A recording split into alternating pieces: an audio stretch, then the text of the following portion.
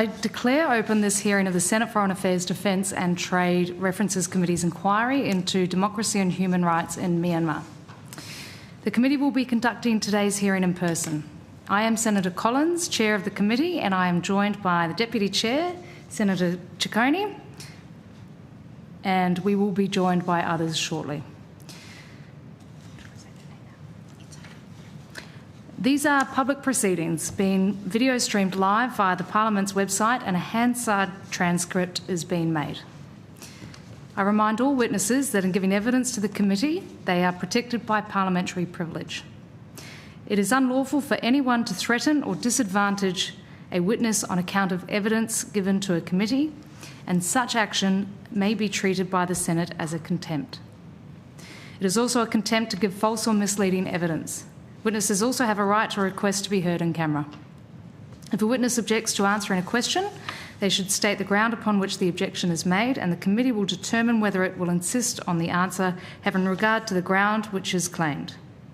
If the committee determines to insist on an answer, a witness may request that the answer be given in camera. I now welcome Mr. Noor Zaman from the Queensland Rohingya community. I understand that information on parliamentary privilege and the protection of witnesses giving evidence to the Senate committees has been provided to you. For the Hansard record, would you please state your name, your full name, and the capacity in which you appear today? The Honourable Senator, Member of Parliament, and dear guest, good evening. I appreciate the opportunity to provide this submission to the Senate Foreign Affairs, Defence and Trade. Mr. Zaman, sorry, yeah. Can I just please request that you state your full name first, yeah, and then you can make a short statement. My full name is Noor Zaman, the President of Queensland Rohingya community. Thank you very much. And I now invite you to make a short opening statement, and at the conclusion of any remarks, I will invite members of the committee to ask questions. So please, opening remarks. Honourable Senator, a Member of Parliament, good evening again. I appreciate the opportunity to provide this submission to the Senate Foreign Affairs, Defence and Trade Reference Committee on behalf of the Queensland Rohingya community. I stand before you with important. This is a call to switch off the oxygen. They sustain the Burmese military regime and to stop the ongoing genocide and systematic persecution and dehumanize atrocity of the Rohingya people in Arakan State, Burma, Myanmar. The Rohingya genocide has been disregarded by much of the international community and the world later, from massacre in 1942 and to the present Rohingya genocide. For 84 years, our people have difficult displacement, dehumanization, indiscriminate kill, and violence. The violence has intensified through airstrike, arbitrary detention, rape, and forced displacement. I sent to this honorable committee recently a report by the Special Advisory Council for Myanmar group of independent experts which gives detail of the company involved. Australian Parliament must ensure that no Australian company or investor has contributed directly or indirectly to the Myanmar military capacity to conduct violence against Rohingya civilians. We call for sanctions on international companies, supply material and technology used by the Myanmar military to produce weapons used on their civilians. Our mission outlined our key idea: we have to improve democracy and human rights in Myanmar. We ask the government to actively advocate for internationally supervised no-fly zone and peacekeeping presence in Arakan State, Myanmar. A no-fly zone and peacekeeper will immediately reduce civilian casualty, prevent bombardment, gives humanitarian organizations safe access, reduce forced displacement, and create conditions for political dialogue, de-escalation, and homeland safety. It will also authorize the safe and dignified return of the Rohingya people. Australia has previously sent Australian peacekeepers in East Timor. We ask Australia to again demonstrate their leadership by advocating for being prepared to support a multinational peacekeeping or civilian protection present in Arkan State. Civilian protection is not symbolized, it's practical action. We propose the Parliament look at the genocide globally and put pressure on Myanmar government. I have access to huge number of cooperative and witnesses in Bangladesh refugee camp, have support and collaboration with UNHCR, the Bangladesh government for any inquiry. We ask the government to support the ruling of the International Court of Justice in the case brought by the Gambia of genocide against the Rohingya. We acknowledge, support the submission put this committee from other organizations and colleagues, humanitarian assistance and witness testimony. I respectfully request increased humanitarian assistance for Rohingya refugees in Bangladesh until a durable solution. In the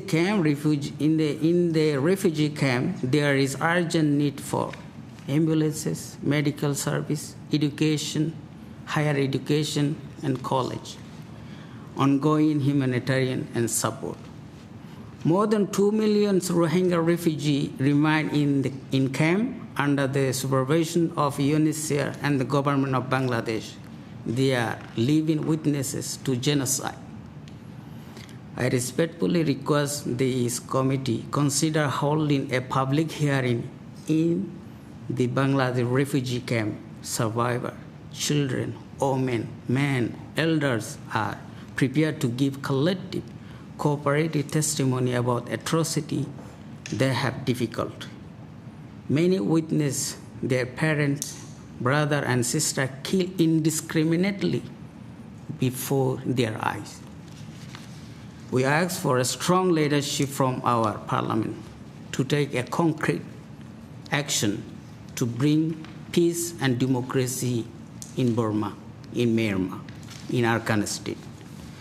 Plan B, to support of the Rohingya people to get independent, same like East Timor. Today I stand in this Parliament today to ask you to help protect Rohingya civilians. I ask you to support justice, accountability. I ask you to help open resettlement pathway for Rohingya refugees. Free the Rohingya, deliver justice for the Rohingya, and now to prevent loss of innocent life. Thank you. Thank you very much, Mr. Zaman. And in the interest of time, and I recognise that we only have 20 minutes for this session, I do apologise, but I will pass on now to Senator Ciccone to ask about 5 minutes of questions. Thanks a lot, Chair. And thank you also for making time from Brisbane to come down to Canberra today. Just a few questions. My first one relates to the persecution of the Rohingya population since the 2021 coup and subsequent civil war. Beyond an end to the conflict and the military regime, what other action do you think is needed to protect the rights of Rohingya? It's not only for 2021. The Rohingya genocide has been from 1942 and today. So this regime indiscriminately killing, mass grave everywhere in Arkan State, women being raped, and extrajudicial killing, arbitrary arrest, and that's their business, to eradicate an ethnic cleansing of the Rohingya minority group. So what action is needed to continue protecting? I request to our Australian government and our honourable senator to set up a no-fly zone to send UN peacekeeper in Arakan State to provide protection of the Rohingya people. And what's your assessment of ASEAN's support for the rights of Rohingya prior to and following the 2021 coup? ASEAN's, for example, if ASEAN support to us, we don't have to stay in Bangladesh refugee camp for 20 years, 30 years. Is the world leader is disregarded the Rohingya genocide. That's why we have to live in Bangladesh just a long period of time. And aside from the autonomous sanctions already imposed, how can the Australian government work with our regional partners to support the Rohingya? I deeply, and also my deep concern, recently the Aung San Suu Kyi was a power. Aung San Suu Kyi, when she was elected as the Myanmar leader, under her leadership, genocide has been committed. And Australia also, under her leadership, Australian government opened the business door. So that's why those regime has the more power to kill the innocent civilians. We asked to our Australian government to take a concrete action to put sanction on the Myanmar military dictatorship and their business to stop the genocide. Thanks, Chair. Thank you, Senator Ciccone, and I'd like to pass now to Senator Shoebridge. Oh, thanks very much, Chair, and thanks, Ms. Simon, for your very detailed submission as well. A number of other witnesses have said Australia should use its bilateral relationship, particularly with the new government in Bangladesh, to open up the border to allow trade and aid and support to cross the border into Myanmar. And your submission as well says Australia should be lifting up its support for Rohingya refugees in Bangladesh and also in Malaysia and Indonesia. Could you just respond to that? Would it be useful for Australia to put pressure on Bangladesh to open up the border? Is at the moment with Bangladesh have a new government, new fresh leadership, because in Arakan State, it's called Rakhine State, they have another Arakan army. They are indiscriminately killing the Rohingya people. In Arakan at the moment, there is no leadership. So the homeland safety is the first priority. As long as the Australian government involved and to set up a no-fly zone and to provide international protection, that is the best part to open the border. I see your call for a no-fly zone, and if I thought that was achievable with ASEAN and other partners, then I think that would be a terrific way of protecting people on the ground. And if that is achievable, that should be there should be efforts made. But there is a new Bangladesh government. There's hope that it will take a more positive, protective engagement approach to all the Rohingya refugees inside Bangladesh, and hopefully allow for greater support to cross the border into the non-government controlled parts of Myanmar. I just want, from your perspective, no, with your families and connections there. It's not safe to return to Myanmar. Yep. In Arakan State, because life is in danger. If someone make a decision, I'm not suggesting anyone should return, and while it's unsafe, that isn't what I'm saying. I'm saying to allow food and aid and cross-border movement to happen. Yeah, through the under international law, and under the international, through the international community, and combined with the Bangladesh government. And if they, before to send to the people, need a no-fly zone protection on the ground, because otherwise life will be in danger. The Arkan state is always in danger. There's no democracy and no human right. So this is a killing zone, a genocide zone. So that's why we're looking for our Australian government to take a concrete action to find a sustainable and political solution. How important do you think it would be for Australia to join Gambia's action in the ICJ? How important do you think that would be? It's very important because the 57 countries already joined ICJ. But Australia, I was expecting Australia would join the first as a guest. But some other countries also joined, Canada, UK, Denmark, most of the country, they joined with the Gambia, with the Rohingya genocide. If our Australian government to join the Gambia case, it's a genocide case. So if our Australian government join, that means to provide protection of the remaining Rohingya people in Bangladesh, in Myanmar. Yeah, and my final question is, you ask for Australia to provide priority for Rohingya refugees. Would that include those in Malaysia and Indonesia, as well as those in Cox's Bazar? Cox's Bazar, yeah. Yeah. Yeah, that's my request. And because we have been refugee in 1991 and today, for long year we have been waiting to find a sustainable, durable solution.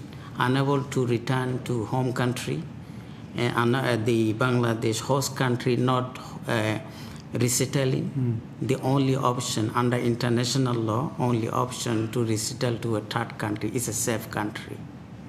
So our request to our Australian government to open a resettlement door. The Canada opened the resettlement door first time in 2005 for the Rohingya people. And maybe we should go on the ground and do some truth-telling ourselves and visit the site and actually put some attention on this, the largest refugee camp in the region, one of the largest in the world. So maybe we should go and see. Yeah, the Cox's Bazar, the Rohingya refugee camp, the largest refugee camp in the world. So we need very practical help and direction to protect of the Rohingya people. Thanks, Shah. I note the time. Thank you, Senator Shoebridge. I might just ask a quick question myself, Mr. Zaman. You noted in your submission that Australia should strengthen its sanctions on individuals and entities involved in airstrikes, trafficking or systematic abuses. Do you think that should extend to third countries that are contributing to the war through materials or contributions to the military? As a report on the independent reports, the many other countries, company involved, manufacturing like a technology and production, they sent to Myanmar. So they have been using those weapons to kill Myanmar civilians. So we asked for our Australian government to put on sanction to the international company. This one.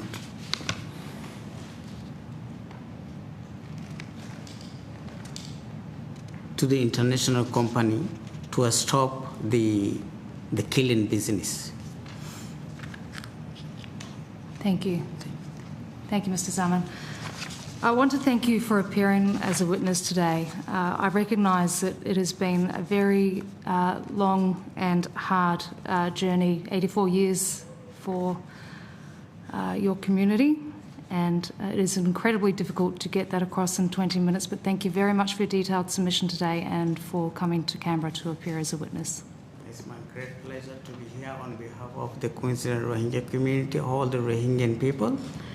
What I'm looking for, a concrete action on this table to stop genocide, to find a durable and sustainable solution of the Rohingya people in Bangladesh, and to provide protection inside our country.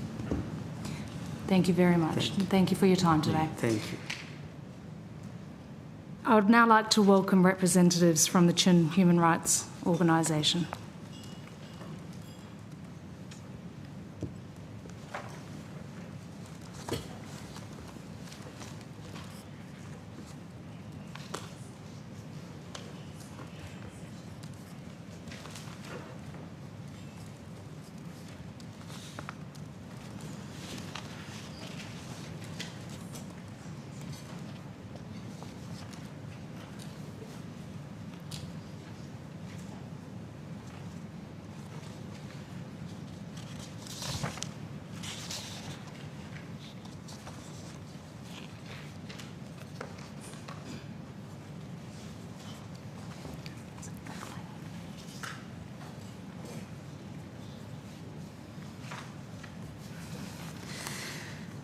I understand that information on parliamentary privilege and the protection of witnesses giving evidence to Senate committees has been provided to you.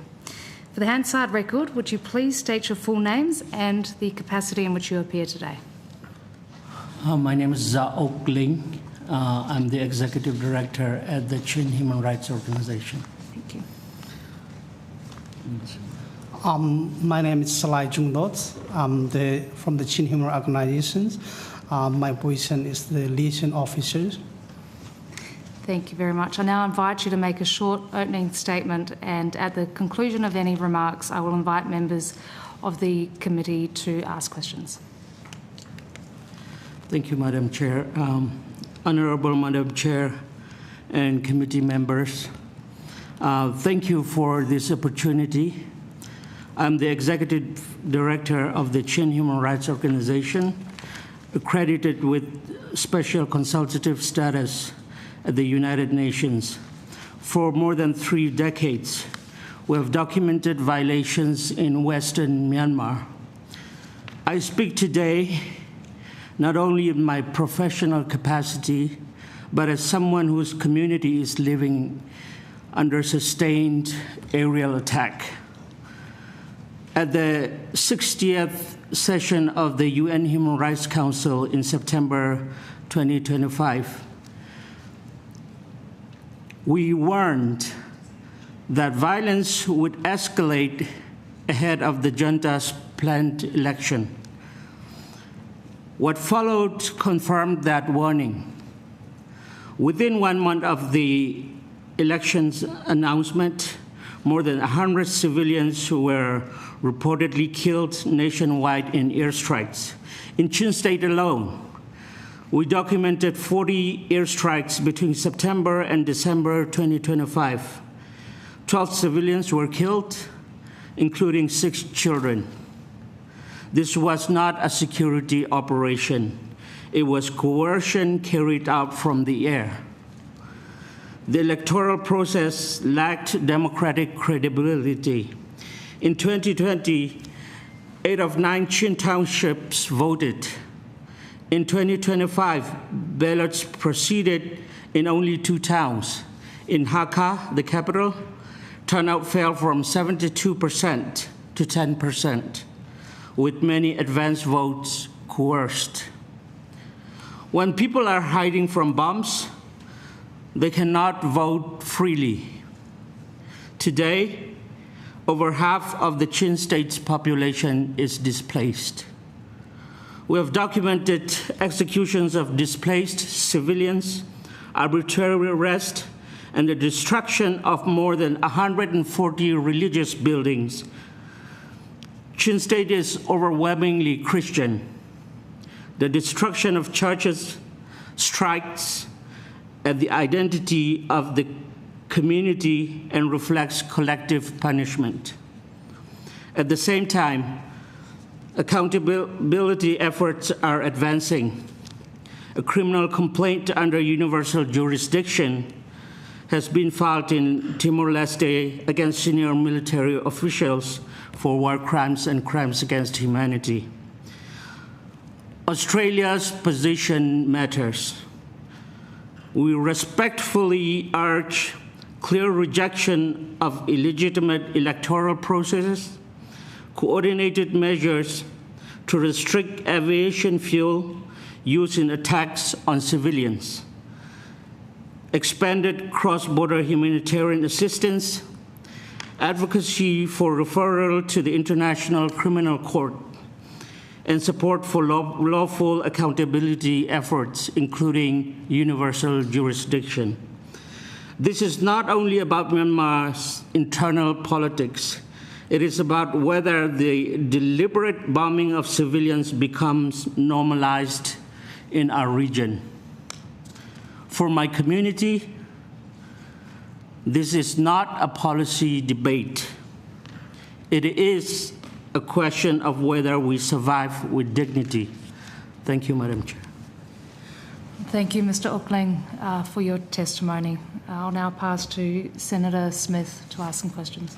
Thank you both for your participation, and just to thank the Chin Human Rights Organisation for their very, very long advocacy and the respect that it has earned in international organisations as a source of trusted advice, but also first-hand witnessing of the atrocities that are being taken place since the coup. I just want to turn to the matter of aviation fuel. How important is the disruption of aviation fuel, and what new opportunities might present themselves as a result of the conflict in the Middle East, and specifically American action against Iran? And then secondly, if you've got any observations about what Australia should specifically be doing, and how important is Australian advocacy on the issue of aviation fuel? Thank you, Senator Smith. Those are very timely and relevant questions, given the situation in which we find ourselves now. The flow of aviation fuel, the unchecked flow of aviation fuel into Myanmar, is what is killing innocent civilians. Any unchecked shipment, every drop of aviation fuel that has made their way into Myanmar is a death sentence for somebody somewhere inside the country. Therefore, we believe that stemming or disrupting aviation flow to Myanmar is both urgent and is paramount. With the conflict ongoing in the Middle East, we hope that Iranian fuel supply would at least be disrupted some way, and that would provide some sort of relief for people who are otherwise experiencing airstrikes on a daily basis. And as you know, airstrikes have been increasing at a very alarming rate, especially since the military announced elections, and they have stepped up air campaign across the country. In Chin State, we have documented just within the last 2 months a very alarming rate escalation of air attacks on civilian targets. They hit churches during worship services, they hit schools, they hit civilian infrastructure. And those targets, we later found out, has nothing to do with military targets. And what can Australia do in this regard? Both Iran and Myanmar are under international sanctions. Australia can advocate and persuade other allies to work harder to stem the flow of aviation fuel and the supply chains that need to be targeted. And we believe that as a regional leader and a global middle power, Australia has a unique responsibility to prevent civilians from harm being posed by the supply of aviation fuel to the military regime. Thank you. Thank you, Mr. Ookling, and my sincere apologies passed on from Senator Smith. He had to return to the chamber.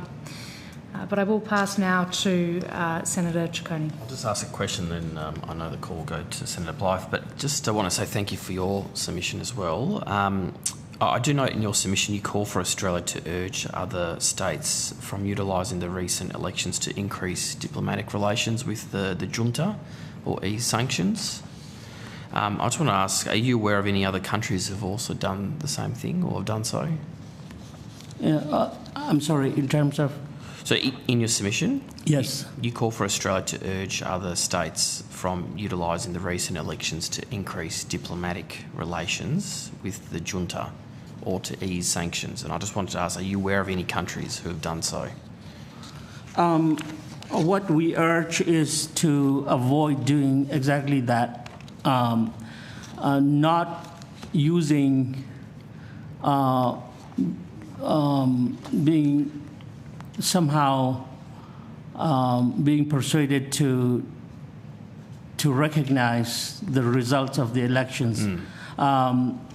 We call for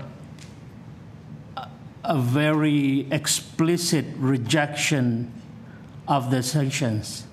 A rejection of the electoral outcome. Yep. And therefore avoid easing any kind of sanctions just because they have held elections. So I guess the question is, do you know which countries have come out and done exactly that, what you're calling for? I think the EU has also rejected the elections, yep, and so has the UN, and ASEAN has not also endorsed the elections, and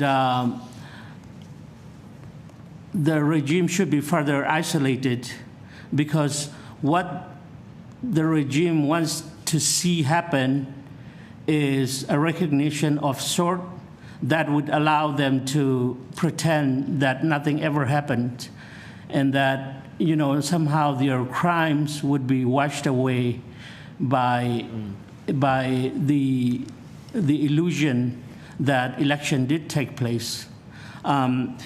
And during our intervention at the UN Human Rights Council in September as well, it is our belief that any state that has engaged so openly in killing its own citizens en masse and brutalizing its own citizens should not have anything to do with elections or democracy, for that matter.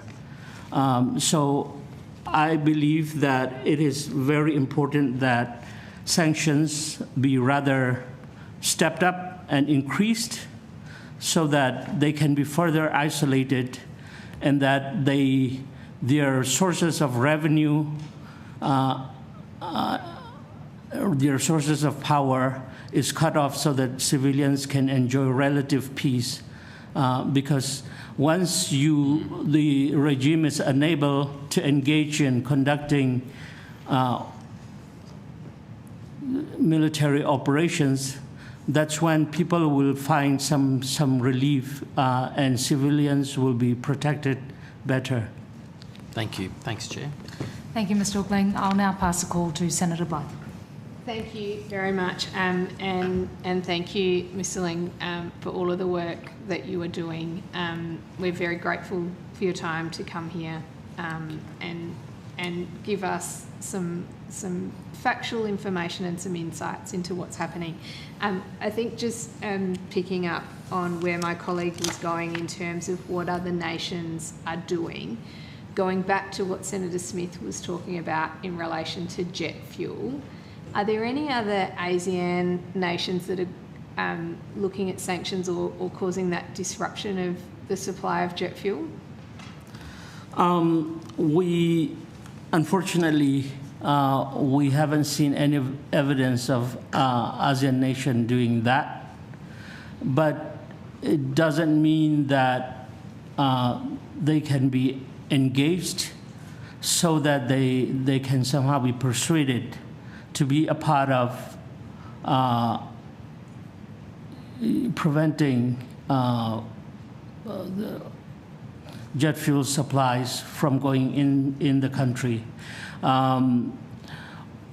We understand the complexity of regional issues and security issues, but what the evidence that we have suggests that the chain of aviation fuel supplies, when shipments are docked on Burmese port, and when attacks against civilians are happening, there is a timing pattern, and there is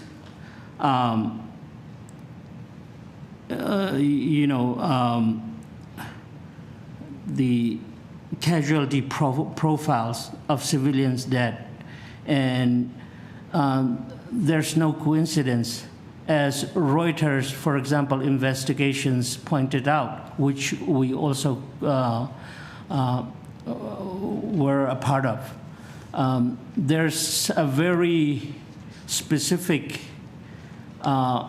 connection between when certain shipments are coming in and when those shipments are then transported to certain locations within Burma, and then how planes took off from there, and then the time that bombs are dropped and civilians are dead. And there's a very well-documented connection of all of these. So when aviation fuel shipments made their way inside the country, that means certain death for communities who are defenseless.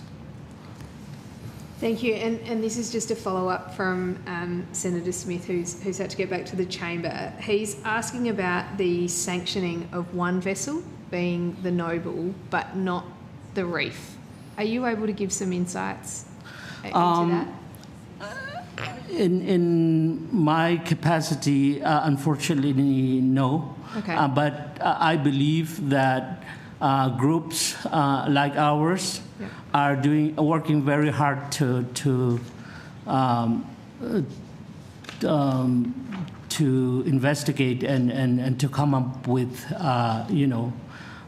reports and things like that. So I'm very sorry that I'm not in a position to comment on that specific. Thank you. Yeah. Thank you very much, Chair. Thank you, Senator Blyth, and thank you very much to the witnesses, Mr Ling and Mr Dort, for your time and your testimony and for the submissions that you made to this hearing. Thank you so much. I now call Mr Saul Winu from the Australian Karen Organisation.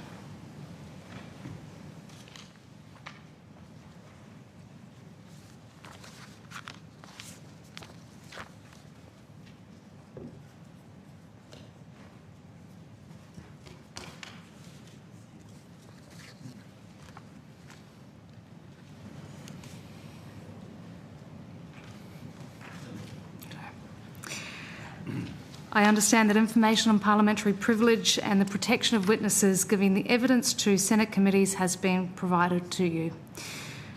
For the Hansard record, would you please state your full name and the capacity in which you appear today? Okay, thank you. My name is Saul Wenu. National President of the Australian Current Organization.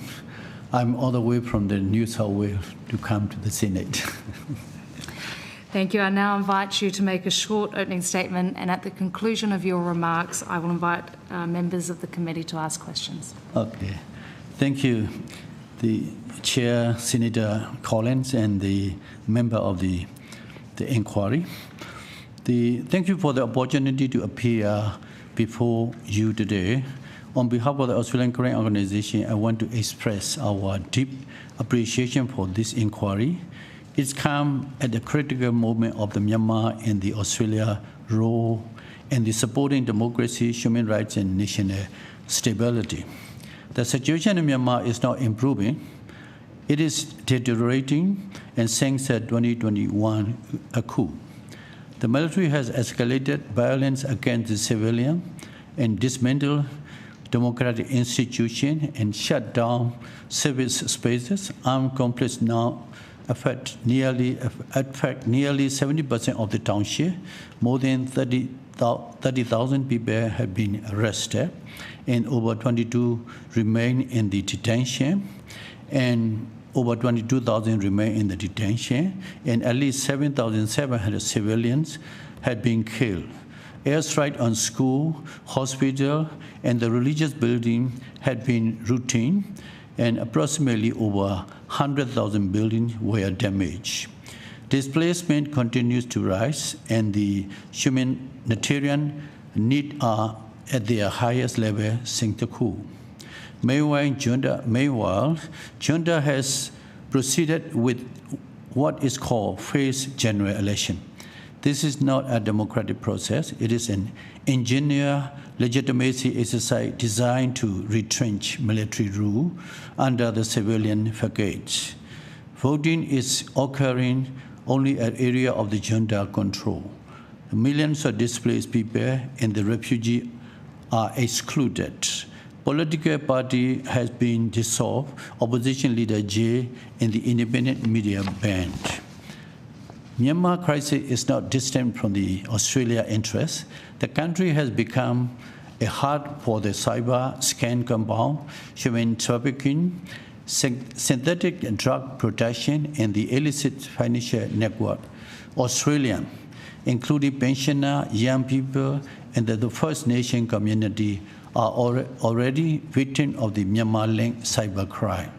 These criminal economics are intertwined with the junta survival strategy, addressing them a bold moral responsibility to a national security priority. For this reason, Myanmar diaspora in Australia respectfully put forward the 7 key recommendations. Number 1, preemptively reject the junta Shan election and refuse to recognize any government formed under it. Align sanction with Australia key partner together with Union Election Commission, military conglomerates, and cyber scan network. Number 3, protect Australians from the Myanmar-linked cyber by disrupting illicit the financial flow and strengthening cross-agency coordination. Scale up humanitarian assistance through the non-junta channel, and especially ethnic service provider and local community organization. Number 5, deepen political engagement with the NUG through the structure, dialogue, and technical cooperation. Number 6, support Myanmar democratic representative in the multilateral fora, including UN and ASEAN.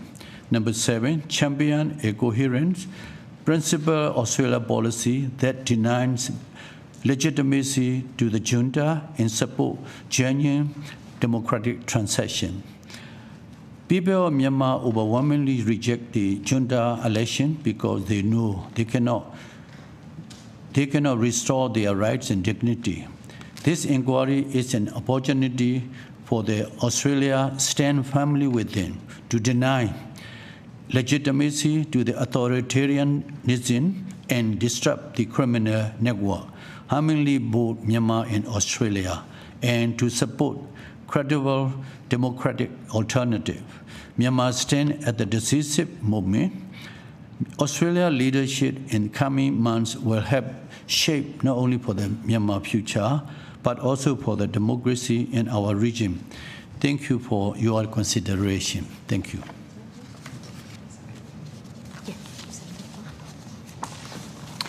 Well, thank you, Solwyn. I will pass the call now to Senator Blythe. Thank you very much, and thank you as well for coming and giving testimony to this inquiry. It's always very confronting for us, I think, to hear first-hand accounts of what's happening. I think we take for granted in Australia that we live in a free democracy. I just wanted to go in a little bit into the cyber scams and the crime. So you've talked about that in your submission and wanting to disrupt. So one of the outcomes that you're looking for is a disruption. I just wanted to dig a little bit deeper into there. The human trafficking that's associated with that, are they Burmese citizens as well that are getting pulled into these, I guess, criminal cyber groups? Sorry, Senator Leeds. Can you clarify your question? So are there Burmese people who are, I guess, being human trafficked through these cyber groups? Yeah. And I'm assuming it's similar to other. The setup is they're pretty self-sustained, but there are different, robocall type things that happen. Are there Burmese people that are being human trafficked? Yeah, I think Myanmar situation, especially cyber scams network. Yeah. So also the illicit the financial flow, and also we like Australia is Australia Maritime in the cyber network, and also many regional security are very concerned. If you recognize legitimacy to the junta, or otherwise they are any government formed under this is a sham election result. So that is I cautiously Australia should do the. And Australia has a principle, rule-based order. Australia always stand for, and then this is Australia cooperation very important for the Myanmar situation, because not only Myanmar people and not only Australia, but also the regional security concern. Yes, no, and absolutely, it is important for Australia to play a role in our region. But I guess these groups that are setting up these scam centres, are they foreign or are they're run by the junta? Is that what you're?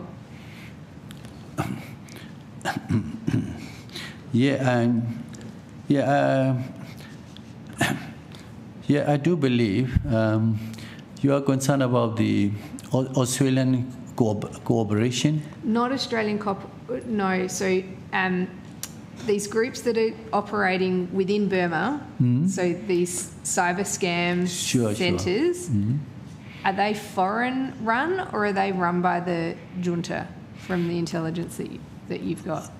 I think the Myanmar has become a centre of the cyber screen and all the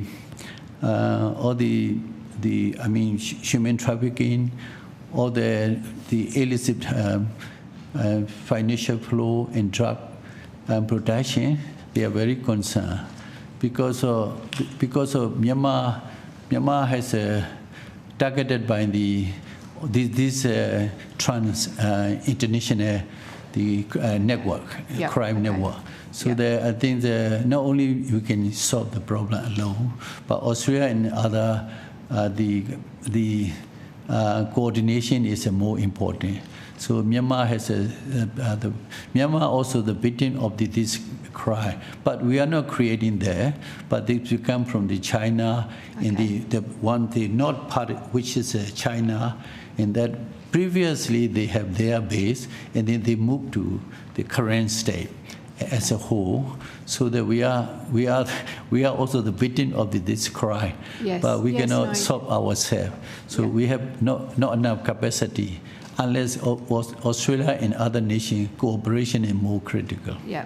Thank you. Thank you. No, that's very helpful. Thank you. Thank you, Sorry, Chair. I have problem with the hearing. I forgot the hearing today. We will talk Hearing. nice and loudly. Thank you, Senator Yeah, Pye. I'm 70 years old. It's a good age. I was going to say that's young. Yeah. I will now pass the call to Senator Shoebridge. Thanks very much, Chair. And I'll try and speak loudly, Ms. Luna. And I appreciated meeting earlier today as well, and appreciate the advocacy you do. It's important you're here and speaking to Parliament. The Australian government has said very clearly that the arrangements for the election and the election were not free and fair, and that's good.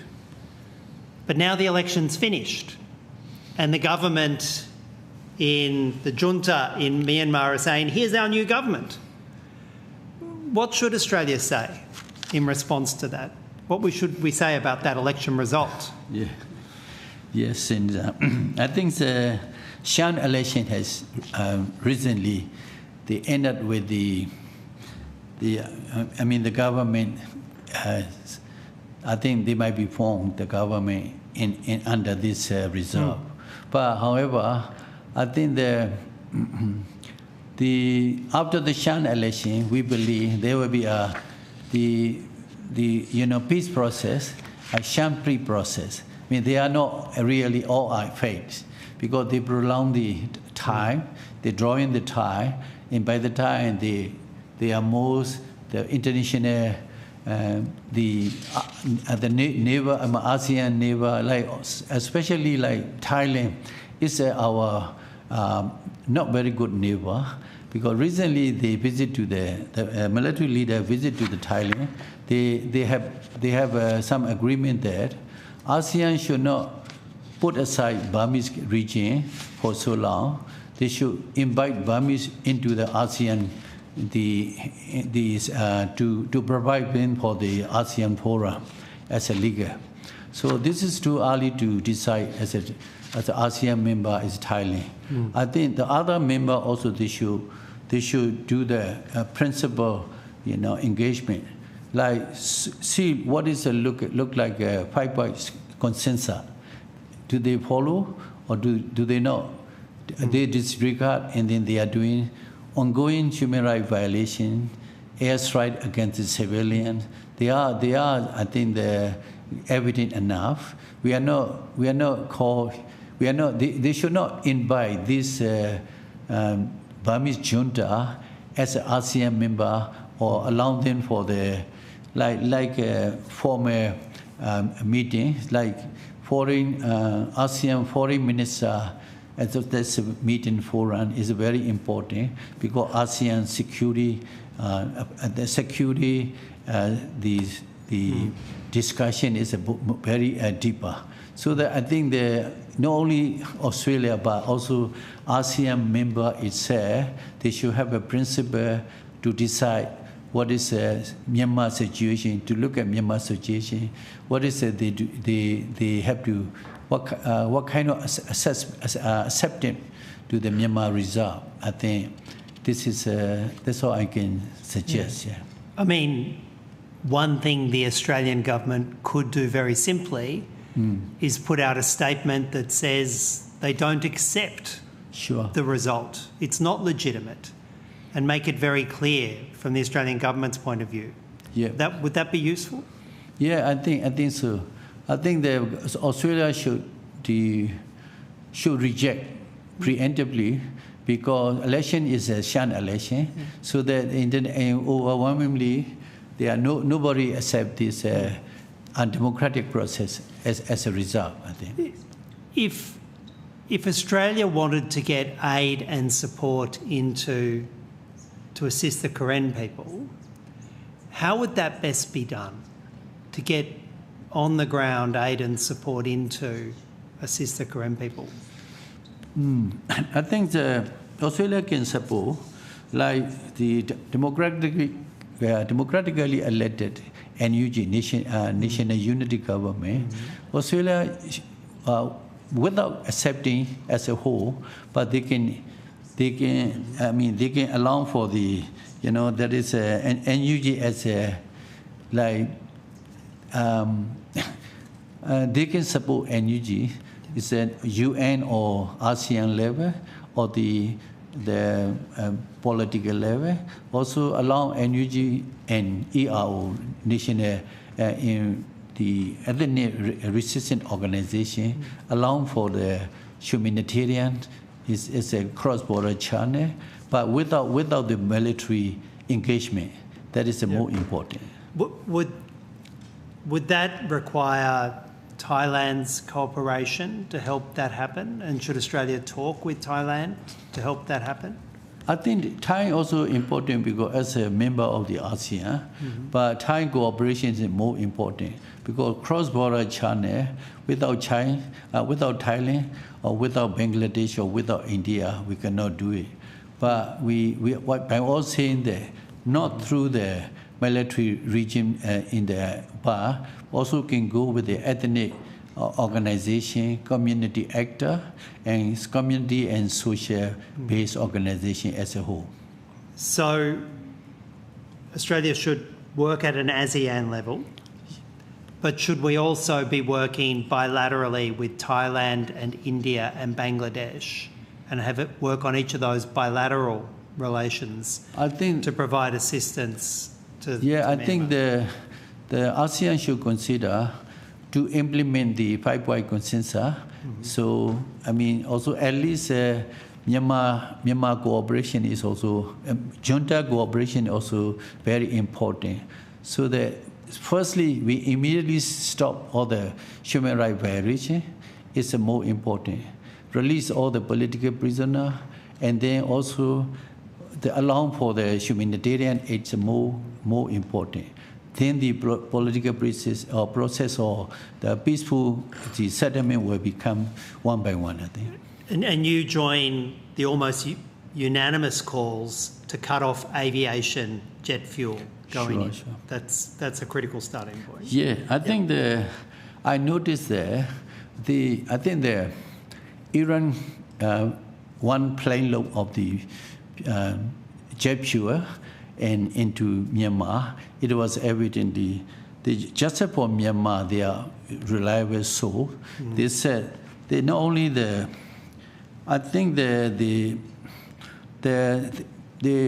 officially mentioned about EU, UK, Canada, and US and Australia. They impose new sanctions against the Myanmar on the fuel supply. So that is very important. And also some evidence about the Myanmar nearly doubled from the 64,562 metric ton, now become 106,604 metric tons. So we have to find out which source are coming the pure sour supply. This is very important because every day we have every 3 times airstrike and everywhere in Burma, every day happen. 3 per day, That is, we store pure supply is more important, more critical. Yeah. Thanks, Mr. Leonard. Okay. Thank you, Senator Shoebridge. I just have a quick question for you, Solwyn, about the refugees on the Thai-Burma border. I understand that aid has been cut.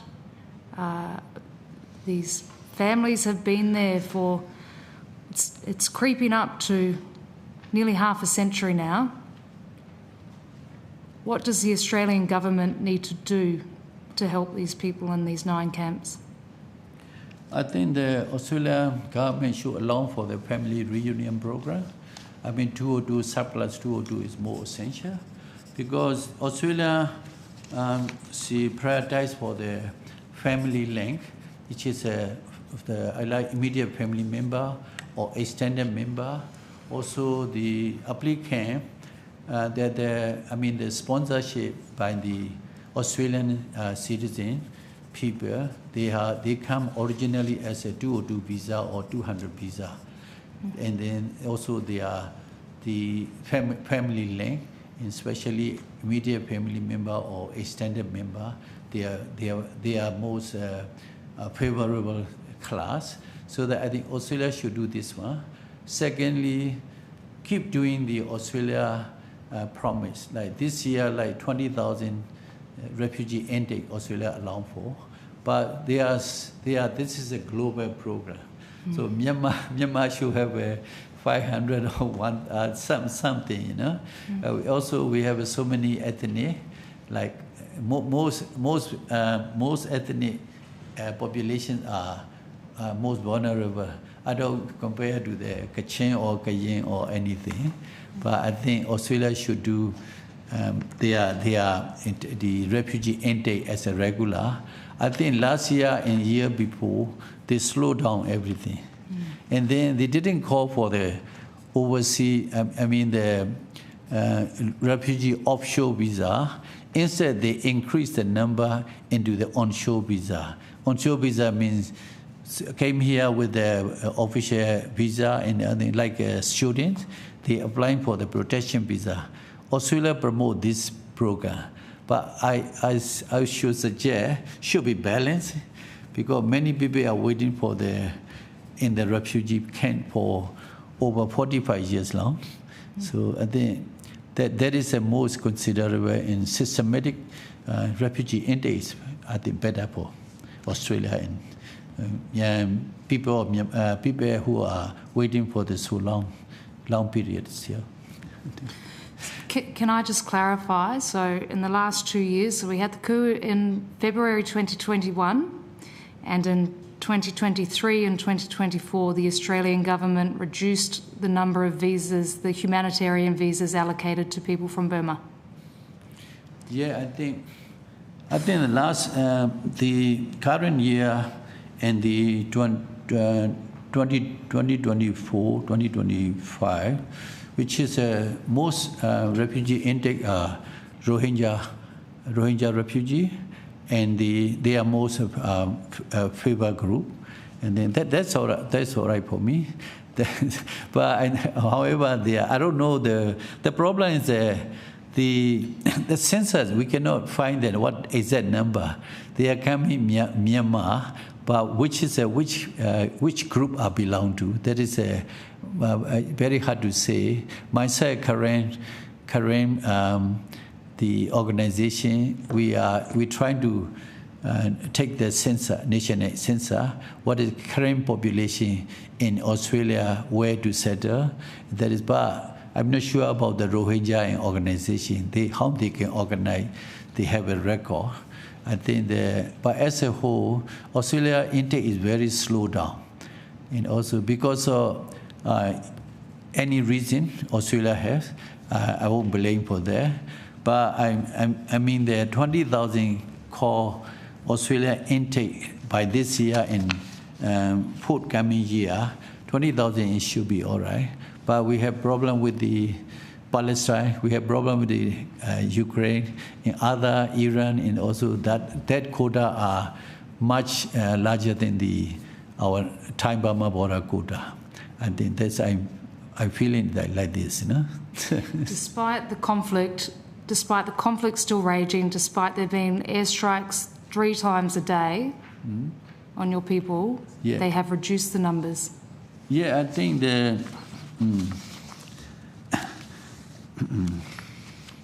I think the airstrike is as per the reliable source, 3,399 airstrike targeting civilians in all the school, hospital, religious building. So 3,399, though by average 3 airstrike per day. Yeah, that is. And can I just ask if you can clarify what you mean by the students coming in? You just had that in your testimony before. Which one? The students coming in and changing their visa type. You meant here in Australia? Yeah. I think the Australian way of thinking, what I think is the students came here by the time they are study, also they are part-time 20-hour work. That is fair enough. But also this maybe Australian way of thinking is student once they approve the protection visa, they straight away they working, so they become a taxpayer.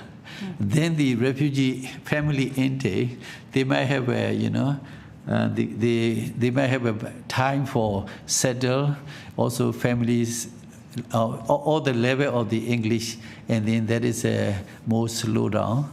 But as a Geneva, you are Geneva Convention we are signing, so we, regardless of we do something as a fair and free and fair and square, that is my opinion. Absolutely. Well, Sullivan, I started engaging with the Karen community in 2010. 2009 was right when, I'll speak a bit louder, 2009 was right when we started the big resettlement program for the Karen community from the Thai-Burma border to Australia. And I think even in those early years, about 10,000 people had formed the Karen community here in Australia.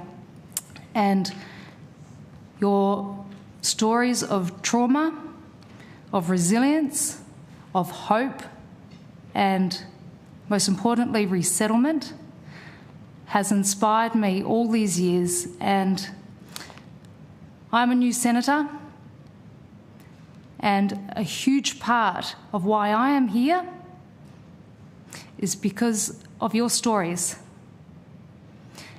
And tonight is my first time chairing this committee, and I feel very blessed that I'm chairing this committee and hearing from all of you witnesses tonight.